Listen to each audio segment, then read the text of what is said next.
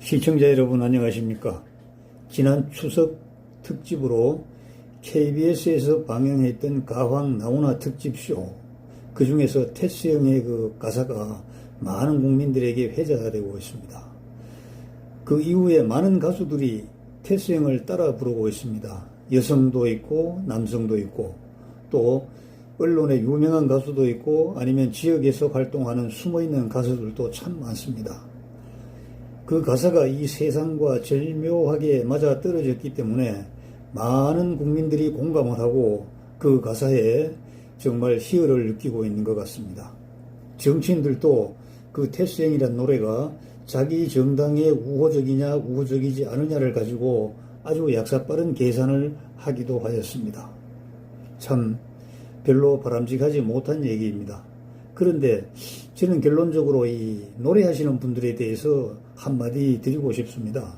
테스 형 모방해서 노래하지 마시길 바랍니다. 왜냐하면요, 이 노래는 그 노래하시는 분의 깊은 내면에서 우러나오는 영혼과 그 세상에 대한 자기만의 어떤 그 느낌과 그러한 것이 절묘하게 배합된 그러한 울림이 없기 때문에, 다시 말씀드리면 영혼의 울림이 없는 소리를 그냥 새치혀와 이 인으로 목소리로 따라한다는 거, 그거는 별로 바람직하지 못한 것 같아요. 그리고 그 맛이 잘 나지가 않더라고요.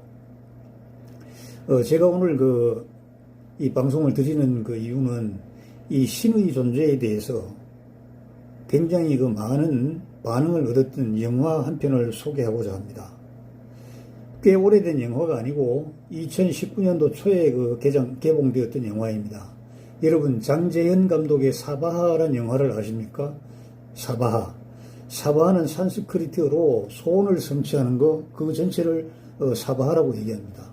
아마 지금 우리 교회에서 기도할 때 뭐 해 주시옵소서 하는 그 간청이나 불상이나 부처님 앞에서 손이 딸토록 1000배, 3000배, 아니면 500배, 100배 이렇게 공을 들이는 그러한 분들의 그 마음을 통틀어서 아마 이 사바하라고 해도 큰 차이는 없을 거라고 생각합니다.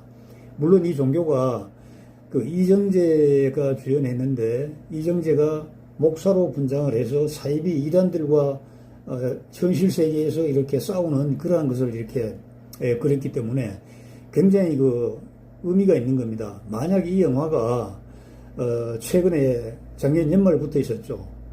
그 신천지 이단이라고 하는 그 종교 집단이 우한 폐렴으로 인해서 병원균을 옮기는 매개체가 되고, 그 이후에 많은 사회적 비판을 받았는데, 만약 이 영화가 1년만 늦게 아니면 10개월만 늦게 개봉되었더라면 정말 엄청난 히트를 쳤지 않을까, 저는 이렇게 이제 생각을 합니다. 그래서 이 장재현 감독은 이정재 배우를 앞세우고 또 기타 여러 무명 배우들을 내세워가지고 드러난 현실 세계와 드러나지 않는 그 어둠의 세계를 이렇게 잘 조화를 했습니다. 장재현 감독은 검은 사제들이라는 영화를 찍었죠. 그때도 정말 엄청난 폭풍을 몰고 왔던 그런 영화입니다. 그런데 이 영화는 이제 오컬트냐 아니냐, 오컬트라는 것은 과학적으로 해명할 수 없는 신비적 초자연적 현상 또는 그러한 현상을 일으키는 어떤 기술이나 어떤 영향에 대해서 이렇게 추리해 나가는 그런 걸 말하는데, 이 장재현 감독은 오컬트는 아니고 여러분들이 가만히 보시기만 하면은 이해가 될 수 있도록 현실 세계에서 일어나는 일들을 잘 균형 잡히게 영화를 제작을 했다고 이렇게 얘기를 합니다. 그런데 이 영화에도 보면은 영화 속 박 목사로 분장한 우리 이정재 배우께서 신이시여 어디 계시나이까 하고 이렇게 묻는 그러한 장면이 나옵니다. 우리는 이렇게 지지고 볶는데 왜 신은 가만히 계십니까? 어디에 계십니까? 정말 궁금했습니다. 라고 하는 것이 이제 장재현 감독의 부연 설명이기도 합니다. 사실 현실 사회에서 신의 존재란 것은 존재 그 자체로만 있지, 현실 사회에 직접 개입을 해서 좌우를 갈라주고 위와 아래를 나누어주고 하는 그러한 존재는 아닌데, 많은 사람들은, 인간은 자기 일이 안 풀리거나 자기 나라가 굉장히 그 공공에 처하면은 신이 와서 해결해 주기를 기다리는 그런 그 본성이 있습니다. 우리 그 장재현 감독께서도 원래 사람은 본성이 뭐 그런 거 아니냐 이렇게 이제 설명을 하셨죠. 우리가 이해할 수 없는 그 어떤 썸씽 여기에 대한 해결책은 신이 가지고 있는 거 아니냐 뭐 이렇게도 해석을 해볼 수가 있겠습니다. 많은 사람들이 극빈층이나 저 극빈자들이 많이 사는 아니면 그 아프리카의 오지에 그 문화와 문명과 거리가 먼 지역에 사는 그런 많은 사람들을 돌보러 가서 하는 얘기가 그겁니다. 정말 신이시여 계신 것입니까?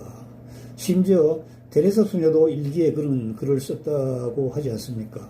하나님 정말 계십니까? 이렇게요. 우리가 정말 잘 판단해야 될 것 같습니다. 제가 가황 나훈아님의 그 테스형이라는 노래가 인구에 해자되고 너도 나도 흥얼거리고 부르는 것은 좋은데 너무 모방을 해가지고 너무 모방을 해서 부르는 걸 보고 좀 안타깝다는 그런 생각이 들었고 또 그 이전에 2019년도 초에 그 영화 사바하가 사실은 신은 어디 계신지 묻고 싶었다는 그 영화인데 삶은 이리도 처절한데 신은 도대체 어디에 계시는 것입니까? 라는 그러한 그 물음으로 시작한 이 영화 사바하가 만약에 작년 연말에 개봉이 되었다면 정말 폭풍타를 쳤을 것 같습니다. 그리고 1년만 늦게 금년 초에 개봉을 했더라도 많은 사람들에게 울림을 주었을 거라고 생각합니다. 이 난세를 신이 와서 해결해 주기를 바라는 그런 마음을 가지고 있습니다. 그렇기 때문에 정치적으로도 조금만 반짝이면은 그 사람들에게 환호를 하고 몰려갑니다. 흡사 말입니다. 메시아를 기다렸던 그 유대 종속들에게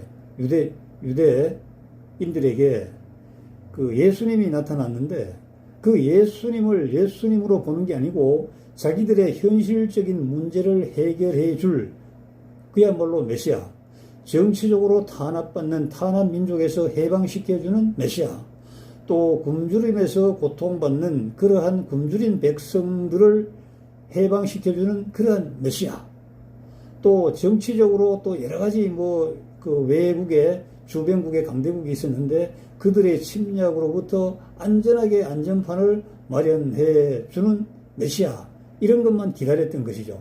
사실은 자기들이 해야 할 일은 하지 않고 어떤 강력한 힘이나 능력을 가진 존재가 나타나서 그 모든 현상을 일거에 타결해 주시리라고 생각하고 그 신을 기다리고 있는 겁니다. 지금 우리 정치 현실을 보십시오. 제가 페이스북이나 또 유튜브나 이런 데 들어가서 많이 검색을 해보면은 공통적인 게 있습니다. 어떤 좀 뛰어난 사람에게 우리나라를 전부 맡길 테니 이 나라를 해결해 주소서, 이 나라를, 이러한 생각들을 대통령부터 하고 있는 것 같아요.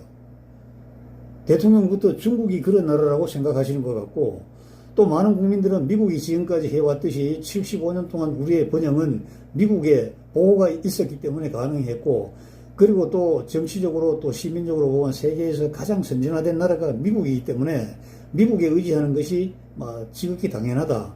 물론 동맹이지만 이건 필요적 동맹. 우리에게 정말 필요가 없고 우리가 다른 선택을 할 수가 있다면은 우리는 다른 선택을 해야 되는 거죠. 그 다른 선택이란 것은 우리가 편을 들어주는 나라가 세계를 주도하는 그러한 상황이 되었을 때를 말하는 것입니다. 나아가서 우리가 세계를 주도하면 좋죠. 그보다 더 좋은 상황이야 없겠죠. 그때까지는 현재로 보면은 미국이 우리의 동맹인 것은 분명하고 우리가 동맹을 먹자면은 미국하고 먹는 게 분명합니다. 제가 간단히 얘기한다면은 우리가 세계 5위의 국력이라 하더라도 극동아시아에서는 꼴찌입니다. 그런 아주 지정학적인 그런 위치가 있습니다. 그래서 여러 가지 지금 문제가 있는데 이제 친중이냐 친미냐 하는 거, 옛날에 조선 말에 하는 거와 똑같은 짓을 지금 하고 있습니다. 지혜롭게 이제 접근하지 못하는 것이죠. 국민들이 자기 주견이 없고 자기 노력은 하지 않으면서 세상은 정말 태평성대를 만들어주기를 기다리다 보니까 자꾸 사람 중심의 나라로 가는 것 같아요. 여러분, 사람의 기대는 안 됩니다. 국민이 단단하고 국민이 똑똑하면은요, 지도자는 똑똑한 놈이 나오게 돼 있어요. 그런데 국민이 흐리멍덩하고 국민이 좌인지 우인지도 모르고 국민이 앞인지 뒤인지도 모르고 흐리멍덩하면요, 꼭 거기에 적합한 지도자가 나오게 돼 있습니다. 왜? 적합한 놈이 나와야 그 좋아하는 사람들이 그 사람을 뽑아주기 때문입니다. 저도 다녀보면 흔히들 얘기합니다. 뭐 도지사 감이 없다고. 왜 감이 없어요? 당신의 눈이 영털이니까 그렇죠. 작년에 대구시장 선거할 때도 저희 그 천안도 그러더라고요. 감이 없다고. 감이 왜 없어요? 수없이 많지. 그러니까 막연하게 생각하는 거야. 내가 노력하거나 내가 치열하게 살겠다는 생각을 하지 않고 내가 이 나라의 사상과 정치와 경제와 문화 또 국방 이 모든 것에 내가 정말 소금이 되고 빛이 되어서 살겠다는 이런 생각을 하지 않으니까 우르르 몰려다니면서 누가 어떤 인물이 나와서 이 세상을 평정해 주기를 바랍니다. 그러나 여러분들이 정말 굉장히 진취적인 생각을 가지고 굉장히 엄격한 잣대를 가지고 사람을 찾을 때 그러한 인물이 나타나는 겁니다. 그러지 않으면요, 엊그제 누가 말했죠. 권력을 잡으면요, 명예욕만 사라지고 수치를 모르게 된다. 수치를 모르게 된다. 수치를요. 지금 우리나라 정치가 그렇다고 합니다. 오늘 또 윤석열 총장이 뭐 국회에 나가서 계속 그 유튜버들이 방송을 제목만 제가 봤는데 정말 그 섬찟한 얘기가 나옵니다. 이거 정말 경제적인 선진국에 비례하지 못하는 이 정치적 후진성과 우리 국민들의 어떤 그 의식과 문화의 후진성이 어우러져 가지고 묘한 그 현상을 자아내고 있는 것 같습니다. 정치란 것은 정말 리더이고 리더는 이끌어야 되는데 이끌려면은 자기 주관과 객관이 잘 조화가 되어야 되고 또 여러 가지 지식과 지혜가 구비되어야 되는데 주관을 발휘해야 될 그 시기에 여론을 묻습니다. 또 여론을 물어야 될 시기에는 자기 독단적으로 해요. 이게 엇박자잖아요. 될 리가 없죠. 여러분 감사합니다. 이 나라는요 대통령의 나라가 아니고 여러분과 저의 나라입니다. 전라도 경상도의 나라가 아니고 국민 모두의 나라라는 겁니다. 여러분 나중에 만약 잘못했을 때 또 서로 손가락질하고 욕할 겁니까? 50보 100보라는 말이 있잖아요. 99%의 지지가 70% 지지하는 사람들 보고 너희들 뭐 형편없다고 욕할 수 있습니까? 정말 우리 깨어납시다. 국민 여러분, 여러분과 저희 나라입니다. 감사합니다.